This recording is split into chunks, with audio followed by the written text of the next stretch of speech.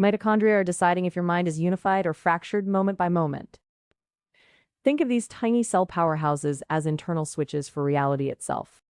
They can merge into a single superorganelle, a hyperfusion state that feels like profound flow and deep presence where everything resonates in harmony. Or they can split rapidly, creating discrete localized energy cells. This fission is the biological signature we map onto intense focus or sharp egoic differentiation. It means true systemic coherence isn't just something you feel. It's a measurable kinetic property of your internal architecture. We are learning to read subjective states not in terms of mood, but by tracking cellular dialectics, watching how these organelles negotiate unity and separation within us. Imagine your cellular energy network is like traffic flow in a city grid. When mitochondria fuse, they are merging into superhighways, allowing resources and signals to pool across the entire system for deep coherence. That's unity on a microscopic level. But when those same units fission, when they divide, they create specialized local routes needed for intense focus or individual processing. It is this constant negotiation between pooling power versus sharp division that we are observing. The ratio of fusion to fission, regulated by proteins like MFN1 and OPA1, isn't just about energy production. It's a dynamic signature telling us how integrated your subjective state actually is right now. We've accepted for decades that health means fixing what's broken, optimizing inputs like sleep and nutrients. But what if optimal being isn't about consuming more fuel, but tuning the engine itself? Think of your cellular machinery not just as a power plant, but as a complex negotiation between unity and separation. When our inner system achieves deep focus, it's not magic. It is kinetics. It's mitochondrial fission-fusion dynamics, where organelles are dynamically balancing merging for coherence against splitting for focus differentiation. This subtle biological language allows us to measure the quality of our presence without needing any external input or a single measurement on a standard machine. And which means something nobody expected for how we define internal stillness. Forget blood pressure or step counts. Imagine your subjective feeling of deep presence isn't just something you experience, but it's actively being generated by how your smallest power plants are negotiating existence.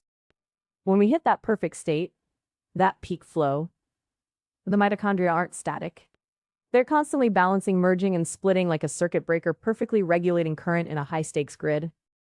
This dynamic balance is the physical signature of optimal systemic adaptability, or allostasis. It tells us how integrated our internal world truly is. But some early work on metabolic stability argued that rigid stasis was always preferred over this constant dance.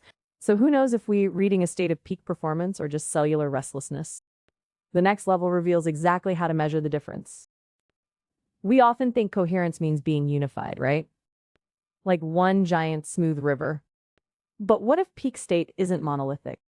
It requires constant negotiation between connection and separation. Think of your system like an orchestra. Fusion brings the instruments into perfect harmonic alignment, but too much merging loses individual voice. Fission gives you those brilliant soloists, sharp focus, clear differentiation. The real magic happens in that dynamic tension. Finding this optimal balance isn't just theoretical, it's a measurable signature right there within your organelles themselves. But understanding how to measure that tipping point of flow state before the system crashes, that is where we really start getting into uncharted territory. We all chased optimization through diet and sleep, trying to brute force our way into a better state of being. But what if that pursuit is backwards? What if we are asking the wrong question entirely? Imagine your entire biological self not as a single machine, but as an infinitely negotiating city. Some parts need to merge for unified purpose, others must split off for focused action. This internal architecture negotiation, this dance between integration and division, is what determines whether you were truly coherent or just scattered. We can finally read that conversation in real time, not with a subjective scale of bliss, but through the kinetics inside your very cells. But if cellular dynamics are our true barometer, then exactly which rhythm indicates presence? The cellular story is simple yet profound. Peak human experience isn't about being fully separate or completely fused. It's the perfect negotiation between them, the constant give and take of self-organization under pressure. Think of your system like a dynamic orchestra. Unity means all sections are connected, but deep presence requires localized soloists to express distinct themes. When you learn this metabolic language, Tracking how your cells balance merging and dividing gives you an internal map for optimal coherence without needing external validation or chemical crutches. This knowledge allows us finally to quantify the quality of our own experience. The full research archive is at jmthomasofficial.com. This isn't just about optimizing inputs like diet or sleep anymore. The real signal of deep presence isn't external. It is internal kinetics. Think of your cellular network not as a fixed machine, but as an orchestra constantly finding its balance, sometimes merging into perfect harmony, sometimes splitting into focused solos. Your takeaway is this: start paying attention to the of your concentration. Is it fluid and integrated like fusion, or sharp and siloed like fission? That subtle dynamic shift tells you everything about systemic coherence before the mental fog even sets in. The full research archive is at jmthomasofficial.com.